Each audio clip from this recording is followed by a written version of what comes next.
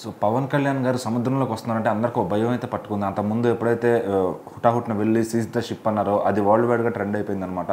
So మళ్ళీ 3 రోజుల్లో సముద్రంలోకి వస్తా, అక్కడున్న విషపూరిత సైకిల్ ఏదైతే ఉందో దాన్ని బ్రేక్ వేయాలి అంటూ కూడా పవన్ కళ్యాణ్ గారు చెప్పడం జరిగింది.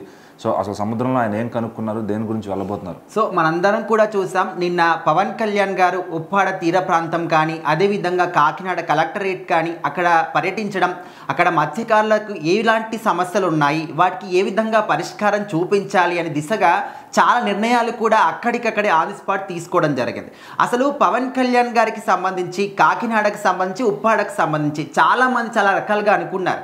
ఎలక్షన్ల కన్నా ముందు ఉప్పాడ తీర ప్రాంతం ఏదైతే ఉందో దాన్ని ఒక ఆయుధంగా మలుచుకొని అక్కడ ప్రాంతాల ప్రజలందరి ఓట్లు కూడా దక్కించుకున్న పవన్ కళ్యాణ్ ఇప్పటి వరకు కూడా గెలిచి ఇంత సమయం అవుతుంది, మరి వాళ్ళ సమస్యల్ని ఎందుకు తీర్చలేదు, అక్కడికి ఎందుకు వెళ్ళలేదు, ఎందుకు మాట్లాడలేదు అని చెప్పేసి చాలామంది చాలా రకరకాలుగా విమర్శలు గుప్పించారు. కానీ పవన్ కళ్యాణ్ గారు అదంతా ఏవి కూడా పట్టించుకోకుండా తను ఏం చెయ్యాలి అనే దిశగా ముందుకు వెళ్తూనే ఉన్నారు.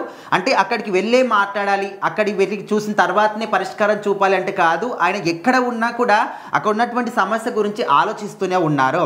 సో ఆల్రెడీ రీసెంట్గానే 60 లక్షలతోని అంటే తాత్కాలికమైనటువంటి ఒక అంటే గోడ ప్రాంతాన్ని మాత్రమే ఆయన నిర్మిస్తూ ఉన్నారు. ఆల్రెడీ పనులు కూడా స్టార్ట్ అయిపోయాయి. సో ఇంకా వచ్చే 2-3 ఏళ్లలో కూడా కంప్లీట్గా రక్షణ గోడ నిర్మిస్తామని చెప్పేసి కూడా ఆయన మాట ఇవ్వడం జరిగింది. అంటే ఇది ఓన్లీ రాష్ట్రానికి సంబంధించింది కాదు, రాష్ట్ర ప్రభుత్వానికి సంబంధించింది కాదు, కేంద్ర ప్రభుత్వానికి సంబంధించింది కాబట్టి అమిత్ షా గారితో కూడా మాట్లాడడం జరిగింది. ఆయన కూడా సానుకూలంగా స్పందించారు. అంటే అంటే కంప్లీట్గా ఈ రక్షణ కూడా నిర్మించాలంటే దాదాపు 300 కోట్లు ఖర్చు అవుతుంది. సో దాన్ని ఓన్లీ రాష్ట్ర ప్రభుత్వమే భరించాలంటే కూడా కాదు. సో ఇక్కడ రాష్ట్ర ప్రభుత్వం ప్లస్ కేంద్ర ప్రభుత్వం కూడా దీనికి స్పందిస్తారు. సో ఖచ్చితంగా ఆయనతోని మాట్లాడాం. ఒకవేళ ఆయన దీని గురించి ఏమి కూడా చర్చలు జరపకపోతే మళ్ళీ ఢిల్లీ వెళ్ళి నేను మాట్లాడతాననే విధంగా కూడా పవన్ కళ్యాణ్ గారు చెప్పారు. అదేవిధంగా ఆన్ ది స్పాట్ వాళ్ళు చెప్పినటువంటి సమస్యలు ఏవైతే ఉన్నాయో మత్స్యకారులు, సో నష్టపోయిన కుటుంబాలకు కూడా నష్టపరిహారాన్ని ఆన్ ది స్పాట్ 18 కుటుంబాలకు ఆయన విడుదల చేశారు. ఇంకా రానున్న రోజుల్లో ఇంకా ఎవరెవరైతే కుటుంబాలు నష్టపోయిన వాళ్ళు ఉన్నారో వాళ్ళందరికీ కూడా నష్టపరిహారం ఇప్పిస్తామని కూడా ఆయన చెప్పడం జరిగింది. సో అదేవిధంగా ఏదైతే ఒక మాట ఉందో 3 రోజుల్లోపు సముద్రంలో బోటు పైన వస్తానో, ఎక్కడైతే ఈ విషపూరితమైనటువంటి సైకిల్ ఉందో దాన్ని ఛేదిస్తాము, దానికి ఒక అడ్డుకట్ట వేస్తామనే విధంగా చెప్పారు. సో మత్స్యకారులు అంటే వాళ్ళ సమస్య ఏంటి, కొంతమంది విషపూరితమైనటువంటి జలాలు తీసుకొచ్చి అంటే కంపెనీస్ నుంచి తీసుకొచ్చి సముద్రం మధ్యలో వదిలిపెడుతున్నారు. వాటి వల్ల ఏవైతే మనకు ఫిషెస్ ఉంటాయో వాటిని నష్టపోతున్నాము, అవి చనిపోతున్నాయి అని చెప్పేసి వాళ్ళు చెప్పారు.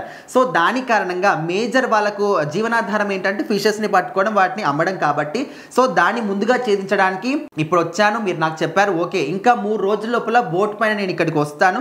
సో ఎక్కడెక్కడ విషపూరిత జలాలు మీకు కనిపిస్తున్నాయో ఆ ఏరియాలు నాకు చెప్పండి. సో ఆ ఏ కంపెనీస్ నుంచి వస్తున్నాయి, ఆ కంపెనీస్లో కూడా ప్రభుత్వం అంటే మన తరపు నుంచి కొంతమందిని అధికారులను పంపించి అసలు ఏంటి కథంతా ఏంటని కూడా తెలుసుకుంటామని చెప్పేసి కూడా చెప్పారు.